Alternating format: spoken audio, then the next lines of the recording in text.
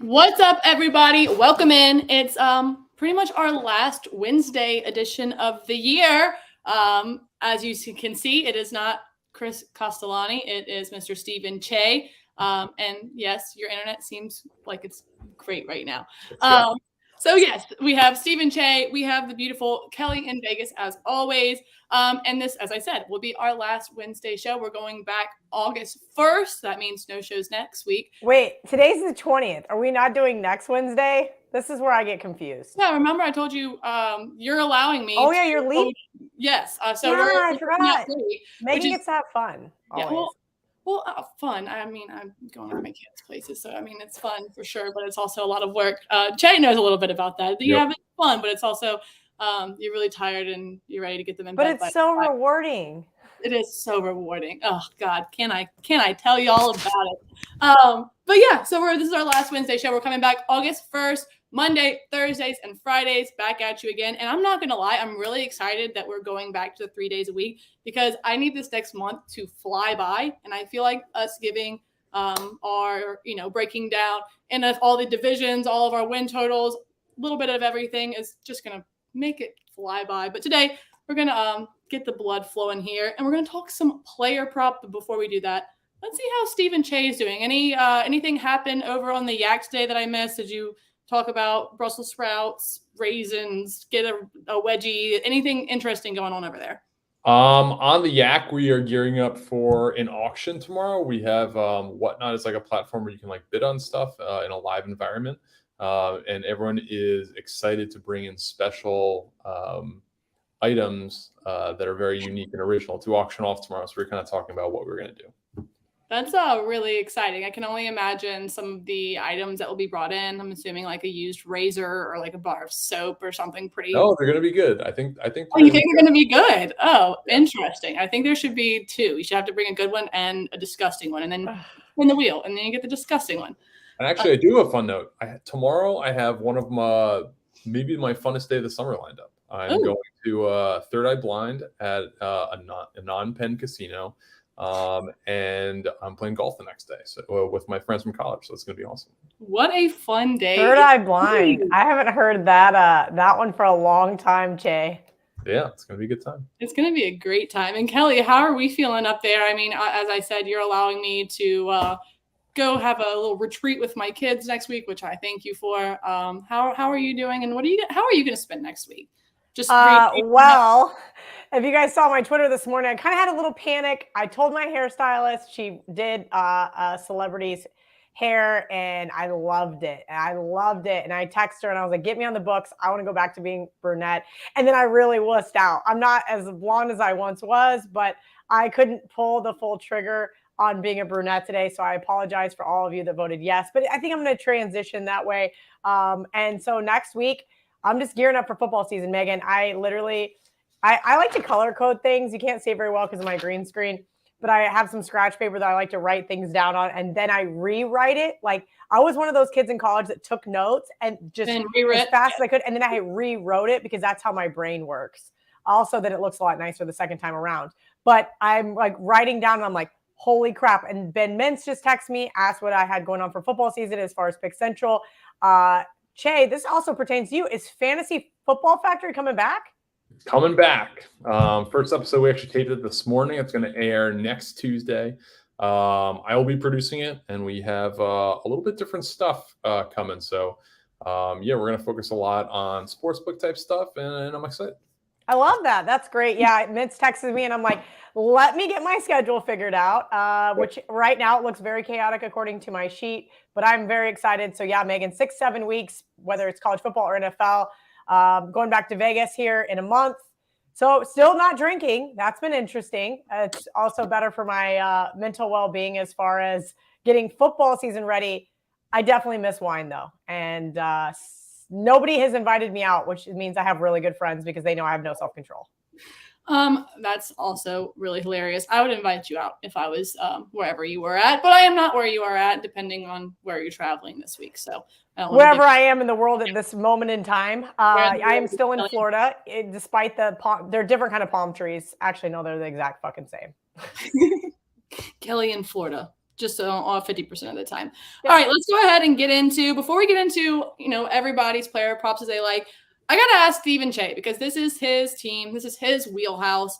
What do you think about the Bucs this year in a generality? Just give it to me. What are you thinking as far as like how many wins? Are you thinking another Super Bowl appearance? Are you thinking, also, did Leonard Fournette get fat? I need you to tell me if that's yes or no. Go ahead and talk to me about the Bucs. Yeah, so the Leonard Fournette weight thing, I think, has been wildly blown out of proportion. So his playing weight is supposed to be in the low 230s. He said he did want to beef up a little bit this year, and he did report to off-season OTAs and they asked him about this. He said he was heavier than he should be. He said he was probably in the mid 240s, about 244, 245, 246, in that range. I was reading like 260. So you think that's false? So yeah, this was about a month ago. So to hear reports that he's like a biscuit away from 260, I think are wild. That is a booger moment right there. That is one of my favorite booger things. What did he say? Like he's a chicken finger and a biscuit away from being. It was the funniest booger quote ever, and now I forgot it. That's actually an old Bill Parcells quote referring to the safety Roy Williams from Texas, who said he's a biscuit away from being a linebacker. There was one time that Booger said something about he's a biscuit short of something, and I about died. It was one of the greatest Booger moments ever. I don't know if they're blown it out of proportion, but I will say this. These guys are going to be sweating their asses off because Tampa, I'm about 30 minutes away from there right now, is hotter than the surface of the sun. So I bet that first 10 pounds comes off just like that, Megan. But still up for debate on maybe he's 20 pounds overweight or not. So obviously you're clearing up the Fournette, because I was looking at some player props. Obviously I like looking at player props that are going to get my juices flowing, ones that I care about, aka maybe some Joe Burrow, maybe some Chris Olave. We'll get to that in a second. But as far as player props for the Bucs, what are you thinking? And like what are you looking at? Like what are your locks per se as of now? Though I know Kelly has some input as far as strategics or strategy. What word am I looking for there? Strategics? Is that a word? I don't know. About betting. Yeah, maybe. That's a George Bush word.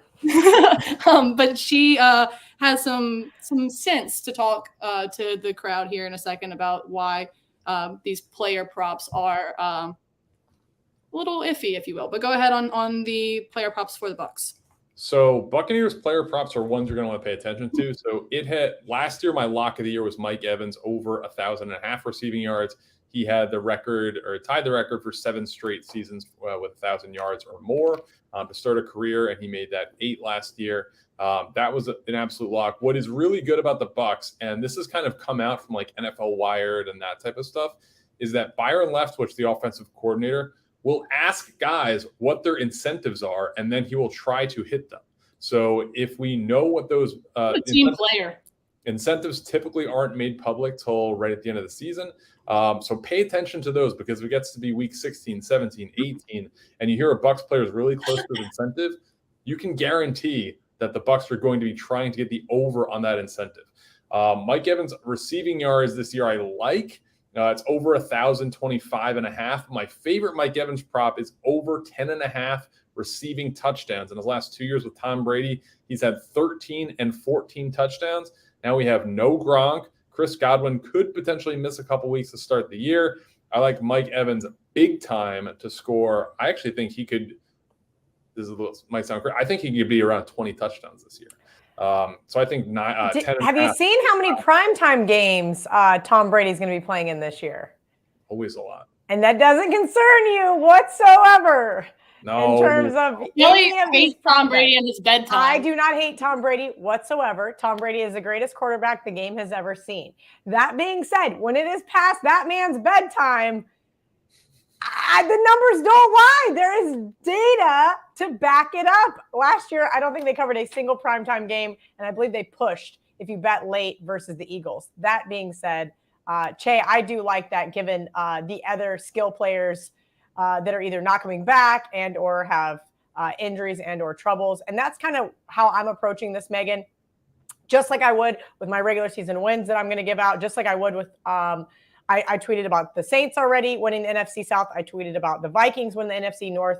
These are all things that are on my to bet list, but I'm just patiently waiting. Now, if I end up losing out on a good number, yes, shame on me. But at the same time, I got to make sure guys aren't getting hurt. I got to make sure guys aren't retiring. I got to make sure everybody's happy and there's no drama at home. I'm looking at you, Patrick Mahomes, and things of that kind of nature before I'm willing to make a bet that could be up to 24 weeks away, which is the Super Bowl. So kind of keep an eye on those type of things. Lots of moving parts. People get in trouble. Crazy shit happens. I mean, all the time in any kind of anybody's life, let alone in the eyes of a professional athlete. If the player doesn't see the field in the regular season, so for example, I bet on the under for J.K. Dobbins rushing yards last year. He got hurt in the preseason, the bet voids. So you are at least covered from that angle. Very good point. Always read the rules. You should always bet at the Barstool Sportsbook. And those are the only rules I can actually obtain for you. But if you're betting somewhere else, read the rules because each every other sportsbook is going to have their own. There's a reason why terms and conditions do apply, ladies and gentlemen. That being said, I'm going to go ahead. Are those is the Evans? I have one more Bucks prop. Okay. So Tom Brady over 34.5 passing touchdowns in his 2 years in Tampa. He's thrown for 40 and then 43 passing touchdowns. If there was a regression by 2 or 3, I could totally see that. But a regression of 8.5 is wild. So that is a low number. It's minus 112 in the Barstool Sportsbook. I love that prop, 34.5 passing touchdowns. If he gets, 2 a game and then has 1 game with 3, that's easy. That's a win. So I would heavily, I'm invested in that prop. I like it. I do. Okay, as far as those Bucks prop, Cheah has the Evans over receiving. He has over 10.5 receiving touchdowns. And then he also has Tom Brady passing touchdowns over, is it 34.5? Yes. 34.5. So those are his Bucks. Bucks player props, if you will, and that's his specialty. So I would go ahead. I wrote them down. I would suggest I too wrote them down, even with my other color coded ones, and now Perfect. It messed my entire sheet up. Okay, so let's go ahead and go up to Kelly because I know she texted me and she said she has 4 player props that she likes. I ended up also being on one that Kelly likes. So let's have the queen of last football season break down some player props for us, and then Cheah, if there's ones that you like or ones that you can piggyback off of from Kelly, that would be perfect. I will say, as I said, I have 4, but I am so immersed in baseball right now. Whenever I went to go look at these, I had to make sure that the people were on the same team. I just realized Megan and I have the same nail color today. Love to see it. So yeah, I'm not gonna lie. I've had a little mini panic attack whenever I started to look at football over the last couple of days. So I'm like, wow, I really have had my head in baseball's ass, and I'm excited for football. So I'm ready for this. So Kelly, let's start it off with your player props. And as you said, please make sure that you're reading your terms and conditions and that your players aren't really injury prone, although 3 of my guys that I like on player props are. So go ahead, Kel. So Cheah is either going to love this comment or hate it. And so I'm kind of curious to see. And then I'll get into my first player prop. But I kind of got into it with my fantasy football league partners the other day. And they said, Kelly, we've got to get this fantasy football stuff off the ground. I said, first of all, we don't even know what draft order we're picking. Second of all, my bets have always taken precedence over fantasy football. Sorry. And another guy chimed in. He goes, aren't all of your fantasy processes based on your bets as well? And I said, I prefer them that way. I hate having Tyler Lockett in my fantasy team and then betting the other team. And I am in a glass case of emotion going, bets take precedence today. This takes precedence for the long season. So it gets kind of difficult. So what I've started to do over the last couple of years is really realize which teams I'm going to be betting on a lot as far as certain positions. We already know I'm going to be betting against Cheah's Bucks during prime time, right? I'm going to be betting on the Vikings as underdogs. Yet again, Coach Zimmer is gone. He was such a great ATS coach there up until basically. You loved Zimmer for a while. Yeah, I know. Up until the last year and a half. And listen, guess what? He didn't stick by me, and we just had to separate our relationship. It is what it is. I do think McConnell's going to be really great in that offense. So I actually have 2 Vikings player props, which is a little unnerving, but they kind of don't go together, and that's what also concerns me. So, again, I'm curious to see what Cheah has to say here. But my favorite one this year, Dalvin Cook over 9.5 rushing touchdowns, minus 130. I actually love Dalvin Cook. The guys on my fantasy football team know that my league goes very running back heavy early on. And they said, well, what do you think? I said, if we're in the middle of the pack, give me a stud wide receiver. Give me a Justin Jefferson. Give me a Cooper Kupp. Like if we're anywhere from, let's say, 6 to 10, and then we can come back around and get us a guy like Dalvin Cook. And they hated that idea, but we're going to argue it until I'm blue in the face, of course. And that's just because I like this Dalvin Cook over Megan, because this Vikings team is already very heavy run team, right? That was something that Zimmer really focused on. And turns out it's because he hated Kirk Cousins. But I do think that McConnell is going to still run with that similar offense. And I do think we see a lot of possessions by Dalvin Cook. On the flip side, as I said, these two aren't necessarily correlated. But if Coach Zimmer and Kirk Cousins really weren't getting along, and we didn't hear about it until after the fact, maybe Kirk has been suppressed a little bit by his head coach. Maybe McConnell, who again is supposed to rejuvenate this offense, is going to let him air it out. 4,250.5 passing yards. Give me the over with Kirk Cousins. I think my boy is going to have himself a year. I'm really excited to see this Vikings team. As I mentioned, I like them to win the NFC North. So those two, while not correlated, are 2 of my favorites.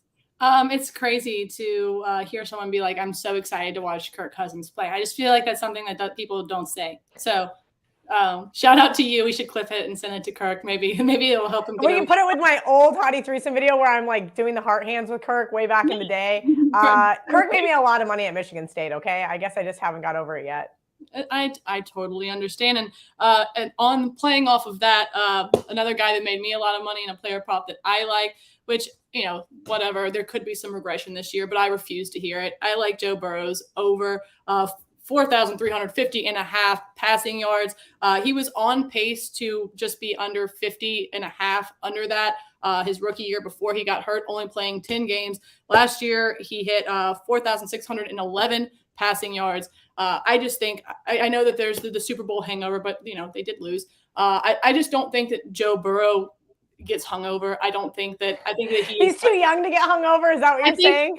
I've been saying he's built different, and I know it's very LSU of me and very Homer of me, but I don't know if you guys noticed, I have a new coach behind me today. I had to retire that 2019 season, but I will not retire my love for Joe Burrow, and I do think that he continues to progress. And on that same note, if I like Joe Burrow, I'm going to go ahead and have a correlated player prop with, obviously, who you think, Jamar Chase. His over is 1,250.5, and that's minus 112. Burrows is minus 124. And as I said, I think that those two are correlated. If Burrow hits that, Chase is going to hit his. And again, I think a lot of people will be like, there's going to be some regression this year, but I feel like in the offseason, these two guys probably clicked up even more. They're probably closer than they were, and they're figuring out ways to get around people figuring them out, right? Like, I don't know. I just love these two together, and those are 2 that I like. Let's go back down to Cheah, see what he thinks about Dalvin Cook pick, Kirk Cousins pick, and then also my receiver quarterback duo picks. Yeah, I don't want to ride the Bengals ones too much. So, Joe Burrow with the passing yards, I think, is safer than the passing touchdowns. So I like that. Jamar Chase, 1,250.5. I can totally see that. I think he does get that. It's a matter of staying healthy. I think whenever those numbers get high, you get a little bit worried about that. But assuming he's healthy, he's going to smash them. That's all I'm worried about is honestly Burrow's, and both of them, really Burrow though, staying healthy, because obviously he goes down more than literally. It's in trust the data. Yeah, he needs just a half a second longer on every single snap, and he may survive an entire season again. That guy just got absolutely clobbered. And Megan, you nailed it. That is the issue, right? With any of these player props. Like, We're hoping everybody stays healthy. If you got the over, and nobody's wishing for injuries, of course, but if you got the under and somebody only plays 3 weeks and they're out for the next 7, you can probably cash that ticket. I'm with you there. What other, and please tell us about what you think about Kelly's Dalvin Cook and Kirk Cousins pick, and then give us some more props, Cheah. Yep, I like the Dalvin Cook touchdown pick over 9.5. I think that's pretty safe, again, assuming health. He's always going to miss like 2 to 4 games a year. But I think even with, 13 games played, I think he's going to surpass 9.5 touchdowns. And then Kirk Cousins over passing yards, I can absolutely see it. It's tough when you think about like a transition of a coach, and he's always kind of floated around that area. But I do think that he's on the upswing of his career. So I like that for Kirk Cousins. All right. Do you have any more player props to give us, or were you just Bucs heavy? No, I do. So I said I was going to come in with like 6 to 10, I think, and I think I have like 25. Oh my! I'm not going to go through all of them. Wait. Okay, I have to just ask because you know me, I'm the nerd here. Bankroll management. If you have 25 player props, how are you betting? I haven't bet all of them yet. Okay, but let's just say you bet 15 of the 25, right? Are we talking all flat 1 units, or some 1.5 units, some a half? Yeah, some are heavier.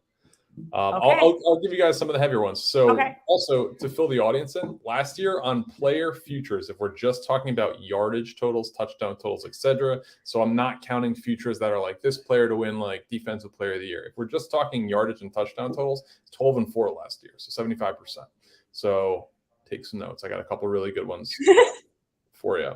So I'm really big this year on CeeDee Lamb. I think he has a shot to not only lead the NFL in receiving yards, which is plus 1,300. Him at offensive player of the year is 50-1. And I'm not saying these are surefire things, but I am kind of laddering up to, I love his receiving yardage over, which is 1150.5 at minus 112. That's one of my favorite props. So I would very, very lightly sprinkle those other two, but I would hammer the CeeDee Lamb over receiving yardage. Amari Cooper is gone. The Cowboys are a very high volume passing offense.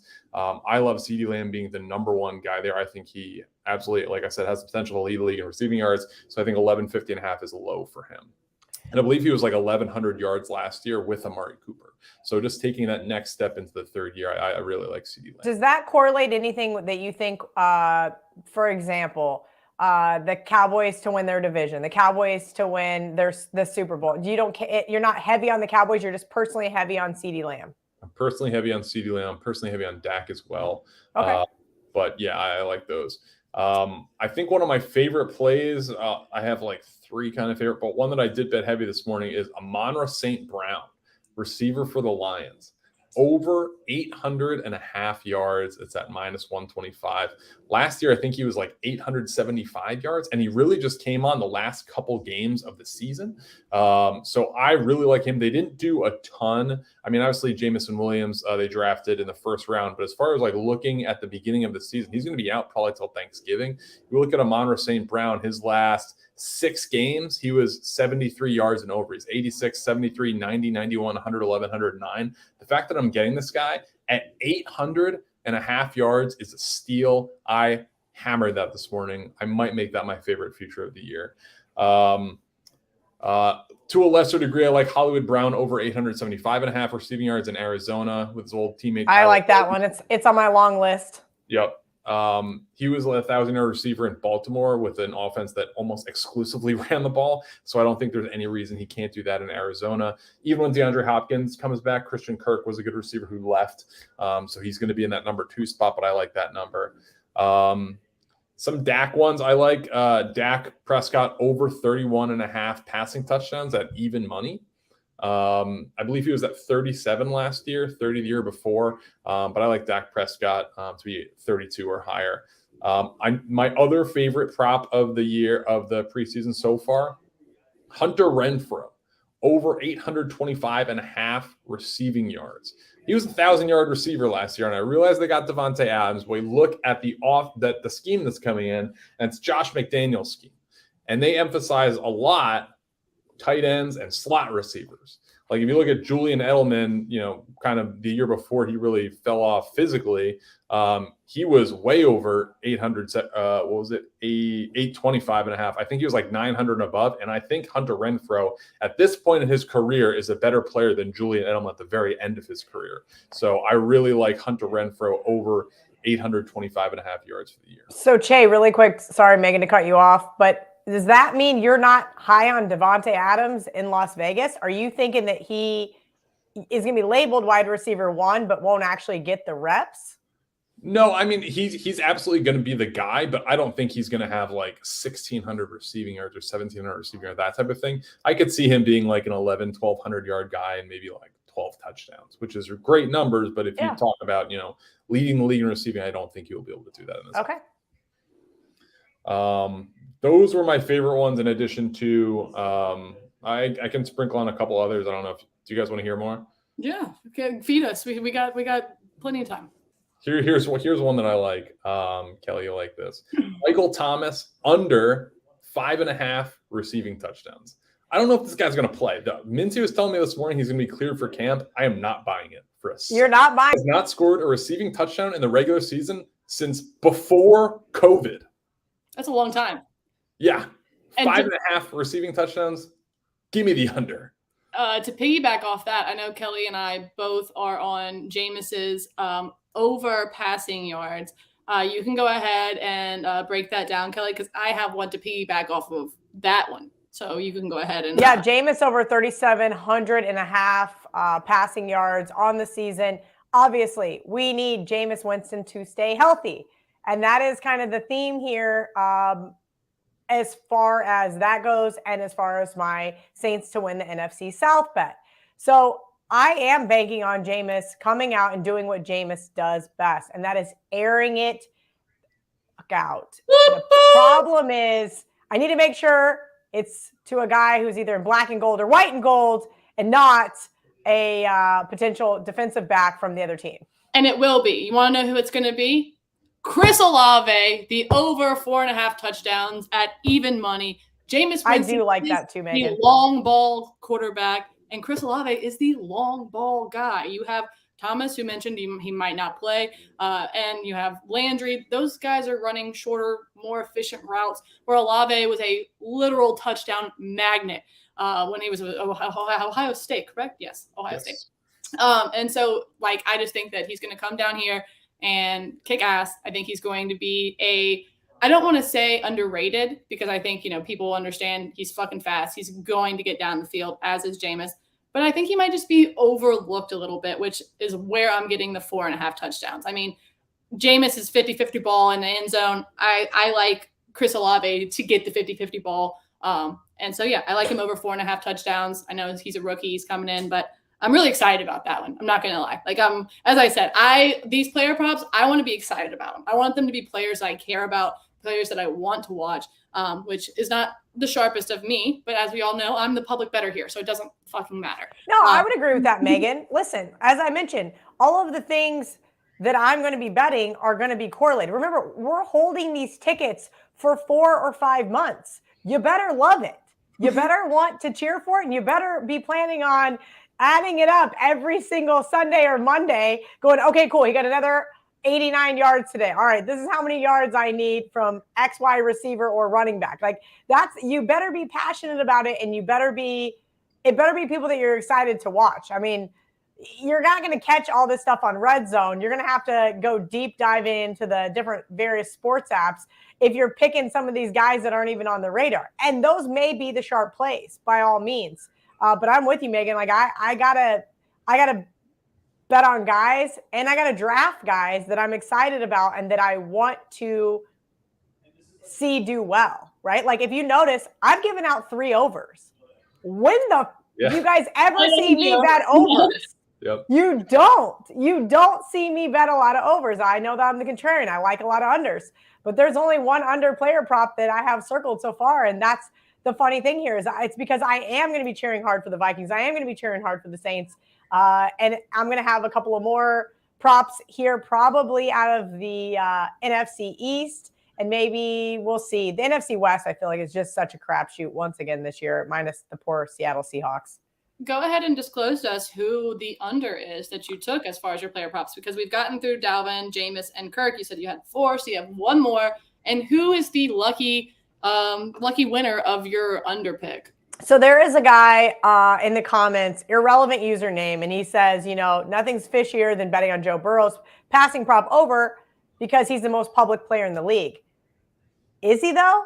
I think the most public player in the league might be Tom Brady. I think the most public player in the league might be Patrick Mahomes.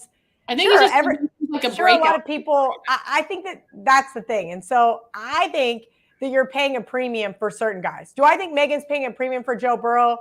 Maybe. But again, I am concerned about that Super Bowl hangover, and I am concerned about his overall health. But again, Megan is making this bet because she wants to cheer for Joe Burrow. I am not making this bet because I don't want to cheer for Patrick Mahomes. So Kansas City fans, relax, because that's all they ever have to say. I will say this. His wife is pregnant. He's got another baby here, going to be born mid-football season.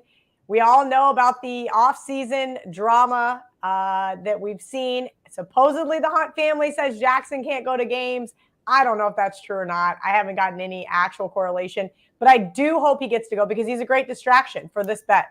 Patrick Mahomes under 4,650.5 passing yards on the season. Tyreek Hill's gone, guys. Yep. I know he's got Juju Smith-Schuster. I know he's got Travis Kelce, and Travis Kelce is probably going to take over. And maybe he already was his security blanket. But that being said, I know that there's going to be a ton of passing yards. But almost 4,700, this is a huge number. This is a big ask. Again, Chiefs are going to be a contender in the AFC West, as they have been for the last 4 or 5 years. That's not going to be up for debate. But I can tell you this, the Chargers defense is going to be better. The Raiders defense is going to be better, and the Broncos defense is going to be better. And all of those guys now have a ton of tape on Patrick Mahomes. I think that this one's going to go under.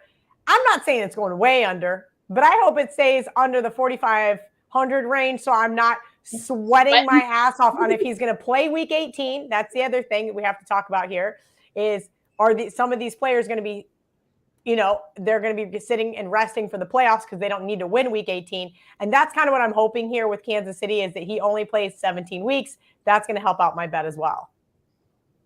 I don't hate it. I mean, I feel like Kansas City is kind of on just this, maybe slowly taking down. Yeah, a smaller decline. But are they declining, or is the rest of the AFC West getting better? And that's what I really feel like it truly is. I do think the Raiders are going to be improved this year. I definitely think the Broncos are going to be improved this year.